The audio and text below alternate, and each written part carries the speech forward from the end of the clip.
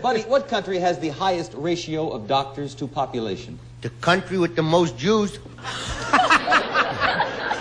You agree with that? It's Israel. He's right. It is? Funniest jokes ever told came from Buddy Hackett, delivered with that distinctive, raspy voice and infectious laugh. I once said to him, is golf better than booze and broads? And he looked at me and said, well, young fella, I've been playing golf, man and boy, for 34 years to get money for booze and broads. These are Buddy Hackett's funniest jokes ever. The three-legged chicken story. One of the guys driving a car, and he's going about 40 miles an hour, and he looks out and there's a chicken running alongside the car. And he looks, you don't believe a chicken, and he goes a little faster, and he looks, the chicken got 3 legs. See, now he hits 55. He don't go more because they hadn't passed the law yet that certain places you can go 60. 55, the chicken shoots in front of him, cuts in front of the car, runs up an alley. Guy turns around, goes up the alley, farmer standing with the bib overalls. Can I help you? He says, yeah. A chicken with 3 legs was going so fast that he passed my car and run up in your alley. He says, I know that. That's my chicken. I raise 3-legged chickens. He says, why? He says, do you like a drumstick? I do. Does your wife like a drumstick? She does. Or perhaps you have a guest. Maybe Ed comes over and likes a drumstick. Gee, I never thought of that. How do they taste? He says, we don't know. We never caught one.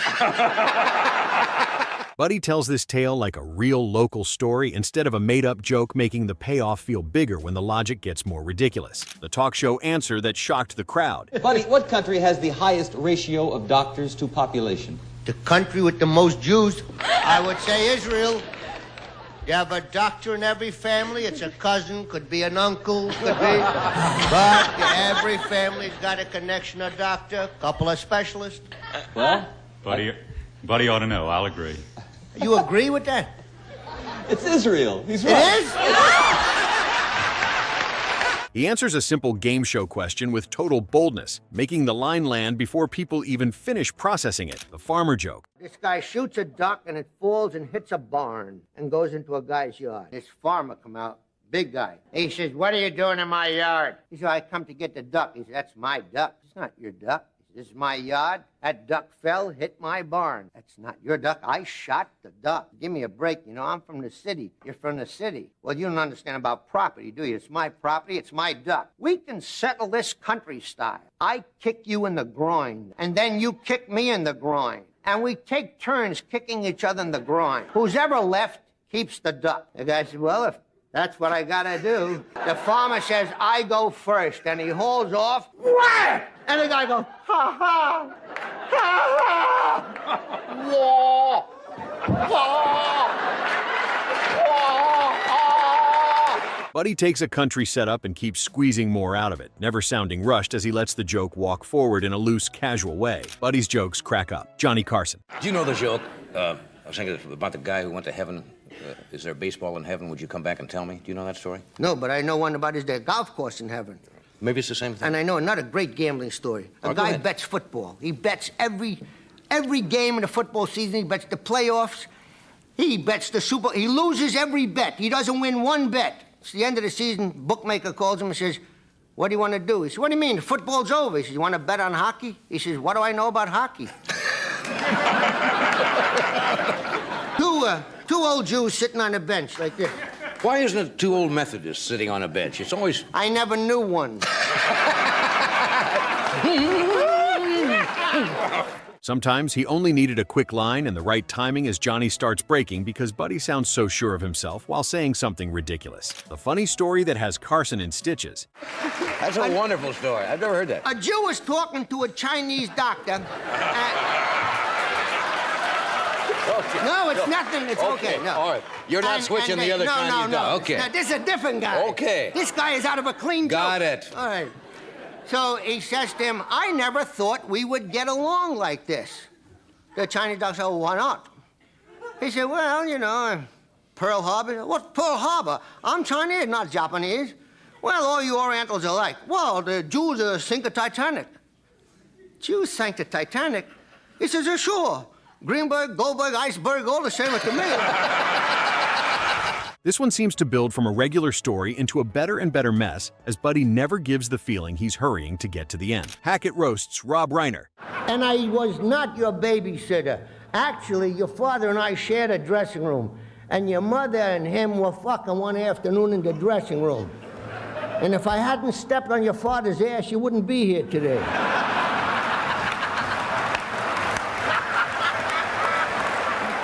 Buddy sounds sharp, but never stiff, as the fun comes from how easily he turns respect into teasing, while always sounding like he liked the person he was tearing into. The diet joke. You're cuddly. You say that to all the fats. No, I don't. When you're fat, you either cuddly or you making a lot of money throwing guys out of the ring. Now, are you calling yourself fat now? You're about in between, right? From what you go up, you go down. Well, there's a lot of guys fatter than me, but there's a lot of guys skinny than me. And, you know, I still jog 4 or 5 miles every day. Do you really? Well, no, actually, I have a tape of when I was 19. You run the tape?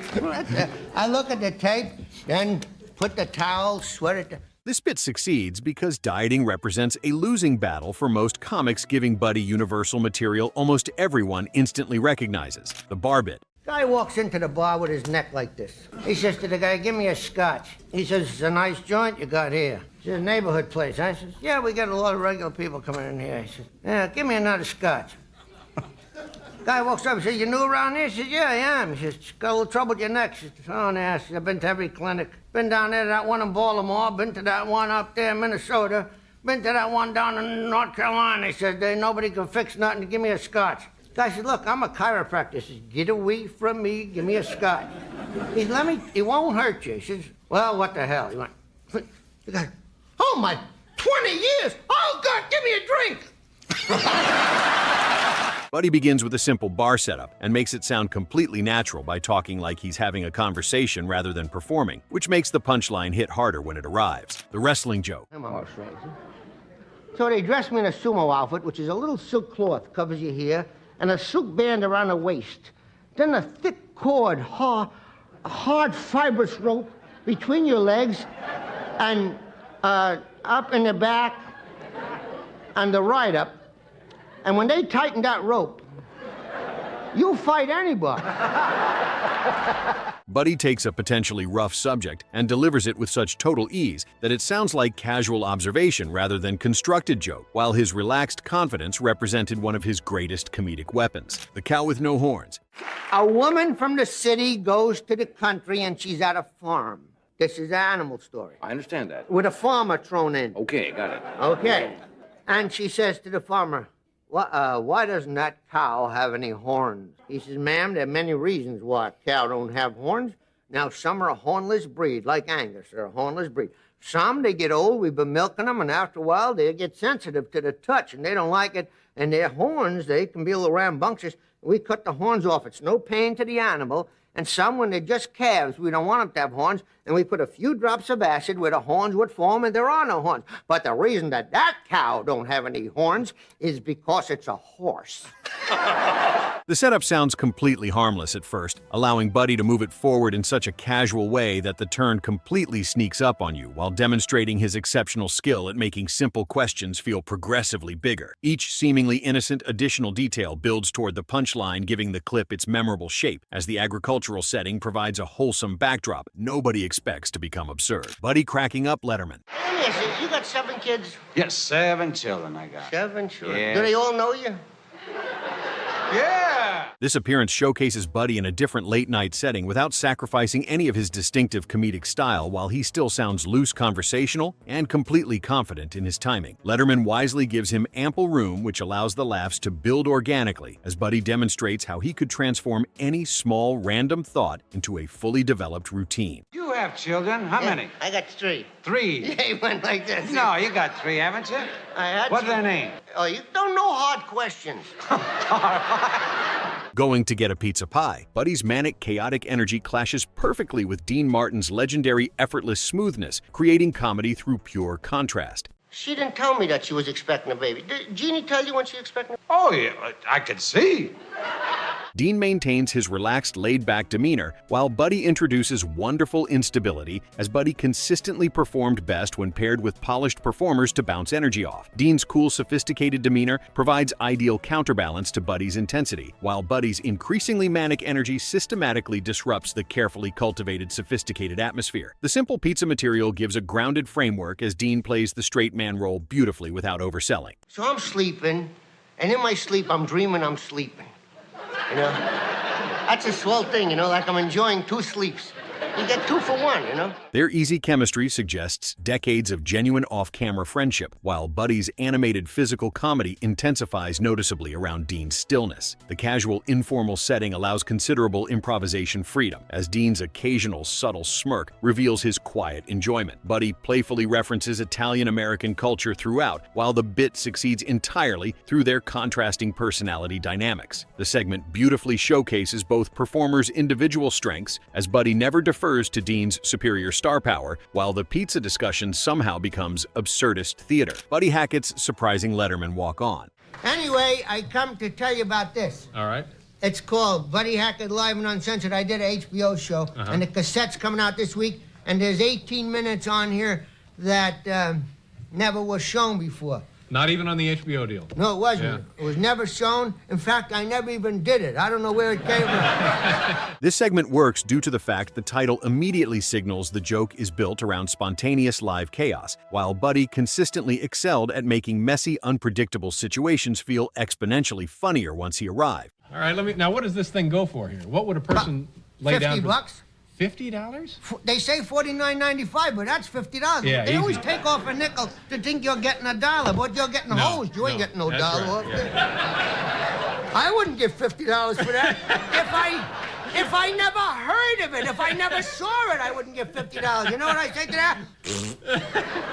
But I now- would get a guy that when the next time they show it, I'd tape it and put in my own 18 minutes. That's right, you could He never sounded remotely afraid of rooms that had gone completely off balance, as the surprise element dramatically amplifies the audience reaction. Letterman's visible shock becomes an integral part of the comedy, while Buddy enters with immediate, overwhelming energy, making the unplanned nature enhance absolutely everything. Dave struggles unsuccessfully regaining control gracefully, as Buddy treats Letterman's stage like his personal domain, while the audience immediately senses something special happening. His profound comfort with chaos demonstrates decades of experience, while Letterman's vaunted professionalism gets tested hilariously. Buddy's material feels completely spontaneous, rather than prepared, as the walk-on tradition gets elevated to a new level, while Dave's repeated attempts at managing fail beautifully. Buddy makes the completely unexpected feel entirely natural, as the segment became one of Letterman's most legendary moments. His supreme confidence absolutely overwhelms the established format, while Letterman eventually surrenders completely to the takeover. The bit demonstrates Buddy's utterly fearless approach, while his ability to commandeer any situation shines brilliantly, as the chemistry between chaos and control works perfect. Buddy jokes with Dean Martin Show and David Steinberg. We had one of these stage managers. I don't know if you ever meet them. In legitimate theater, you know, they got kind of people you're not too sure about them, you know? I mean, there's a lot of rumors around that they're not regular.